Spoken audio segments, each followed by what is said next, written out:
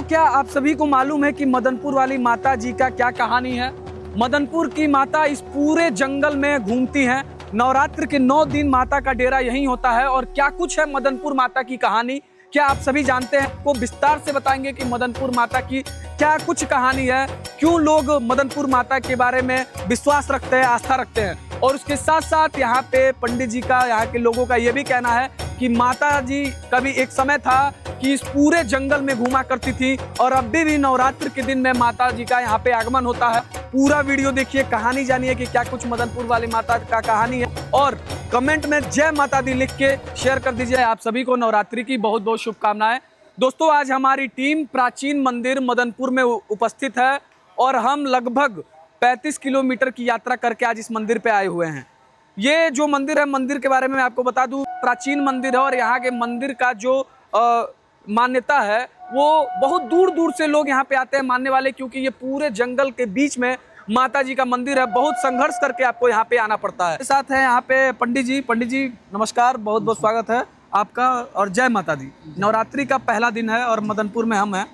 मदनपुर माता का क्या ऐसा क्या मान्यता है? मदनपुर माता पे इतने दर्शक क्यों आते हैं इतने भारी संख्या में? बता रहे हैं। सबसे पहले ये जो आप जंगल देख रहे हैं, हाँ। इससे भी घना यहाँ जंगल था। हाँ। और आपको पता है कि जब मैंने जंगल के आसपास गांव रहता है, हाँ। तो गांव के लोग, लड़की औरत चाहे जो भी हो, हाँ। साग के लिए, लकड़ी के लिए जंगल में आया करती है। हाँ। ठीक है, और जंगल से लेकर के जाती है। हाँ। हाँ। एक समय की बात है कि लड़कियों का झुंड था। हाँ। जो कि एक साथ में साग फूटने के लिए आती थी, लकड़ी के लिए आती थी। एक समय 2 लड़की पीछे रह गई, यानी कि झुंड में नहीं आ पाई। हाँ। तो वो लोग सोचे कि अब हम लोग जंगल में भीतर नहीं जाएंगे, हम अरिये से कुछ कुछ लेकर के आ जाएंगे। जैसे दोनों लड़की जंगल में प्रवेश की तो माँ अपने बाल को बिखेर करके रास्ते में बैठ गई थी। और बुलाई दोनों बच्ची को, बोली देखो हमारे सिर में जू हो गए हैं, इसको तुम लोग निकालो। दोनों बच्ची जू निकालने लगे। निकालते निकालते शाम हो गया। तो जब घर जाने का हुआ तो वो लोग माँ से बोले, वो नहीं पहचान रहे थे कि ये माँ है। वो लोग माँ से बोले कि हम लोग घर जाएंगे तो हम लोग को डांट सुनना पड़ेगा, बोली सुनना पड़ेगा। न साग ही लिए हैं, न लकड़ी लिए हैं। माँ बोली घबराओ मत, तुम लोग का सब कुछ मिलेगा। माँ बोली देखो वहाँ साग रखा है, जिसको जितना इच्छा करे अपनी इच्छा के अनुसार बांध लो। दोनों लड़की अपनी इच्छा के अनुसार साग को गठरिया करके बांध ली। और आगे आगे माँ, पीछे पीछे दोनों बच्ची। जब माँ लेकर के जाने लगी, जब गांव दिखाई देने लगा, तब माँ बोली अब तुम लोग का गांव दिखाई दे रहा है, तुम लोग जाओ। जैसे वह लड़की आगे 8-10 टिक आगे बढ़ी तो माँ बोली अरे इधर आओ। दोनों लड़की आए। माँ बोली कि तुम लोग को कुछ मांगना है तो मांग लो। और दोनों लड़की कुंवारी थी, शादी विवाह नहीं हुआ था। तो दोनों लड़की हंसते हंसते बोली कि हम लोग का एक एक पुत्र चाहिए। माँ बोली ओ मस्त, जाओ ऐसा ही होगा। दोनों लड़की घर गई।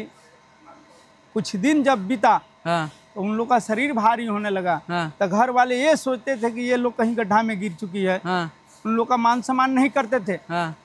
जब समय पूर्ण हुआ तो दोनों का शरीर से एक एक लड़का पैदा हुआ। तो हर इंसान में इज्जत होता है। अपने इज्जत को बचाने के लिए दोनों घर का लोग क्या किए कि दोनों बच्चों को ला करके जंगल में छोड़ दिए। जब जंगल में छोड़ दिए तो माँ घूमते घूमते दोनों बच्चे को पा गई, ला करके पोसने पालने लगी। जब वो लोग कुछ बड़े हुए, एक का नाम रहसु गुरु और दूसरे का नाम भीमा गुरु रखी। वो लोग और कुछ बड़े हुए तो माँ से कहे कि हम लोग का खाने पीने का कोई व्यवस्था बताइए, हम लोग कैसे जिएंगे, क्या खाएंगे हम लोग। माँ बोली घबराओ मत, कतरा का झूर काटो और बाघ लाओ और मैं हाला करके सर्प का रस्सी बना करके उसमें नाद करके दौरी करो। उसमें से जो ही निकलेगा वही तुम लोग का आहार होगा, यानी कि भोजन होगा। रहसु गुरु और भीमा गुरु सर्प को रस्सी बनाए, मैं हलाए, बाघ ढूंढ करके जंगल से ला करके, और कतरा का झूर का मतलब वो लोग दौरी करते थे। उसमें से झिंगुआ भरनी चावल निकलता था, जो कि बहुत पतला मेही होता है। और वही वो लोग खाते पीते थे। यह कहानी मदन राजा को मालूम हुआ। यहाँ का राजा थे मदन। अच्छा। मदन सिंह। जब उनको मालूम हुआ वो आए यहाँ पे, रहसु गुरु से और भीमा गुरु से बोले तुम लोग यहाँ किसके बल पे रहते हो ये बताओ। दोनों बच्चे बोले कि हम लोग यहाँ माँ के बल पर रहते हैं। तो बाघ पखंडी कहेंगे तुम्हारी माँ कहाँ है, अपनी माँ को दिखाओ। आज हम तुम्हारे माँ को बिना देखे नहीं जाएंगे। राज हट और त्रिया हट है, दो बहुत बेजोड़ होता है। राजा अपने हट पर आ गए। आने के बाद बहुत समझाए रहसु गुरु और भीमा गुरु, लेकिन राजा माने नहीं। माँ को हिंगलाज से चलाए रहसु गुरु। कौड़ी कामाख्या आई, कलकत्ता आई, पटना आई, ऐसे रोकते रोकते माँ आ रही थी। जहाँ जहाँ माँ रोकती थी वहाँ वहाँ बोलते थे रहसु गुरु, अरे राजा अभी भी मान जाइए, अभी देवी कौरू है। लेकिन राजा माने नहीं। वही देवी खनवारे भी आई। हाँ। फिर भी राजा माने नहीं। हाँ। नहीं माने। लास्ट में यहाँ माँ पहुंची। रहसु गुरु को मस्तक को फाड़ करके अपने कंगन को दिखाई। राजा का तो सब सर्वनाश हो ही गया। रहसु और भीमा का भी अंत हो गया।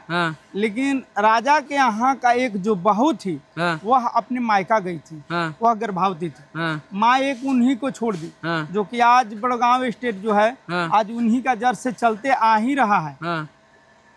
यहाँ पे आ करके आप जो भी अपने मनोकामना को रख देते हैं वह माँ खूब श्रद्धा से उनको आपको मनोकामना को पूर्ण करती है। और आप अपनी इच्छा के अनुसार जो यहाँ चुंदरी नारियल जो भी कर चढ़ाना होता है आ करके यहाँ चढ़ाते हैं। और यहाँ भीड़ तो इतना होता है कि आप घबरा जाइएगा भीड़ देखकर।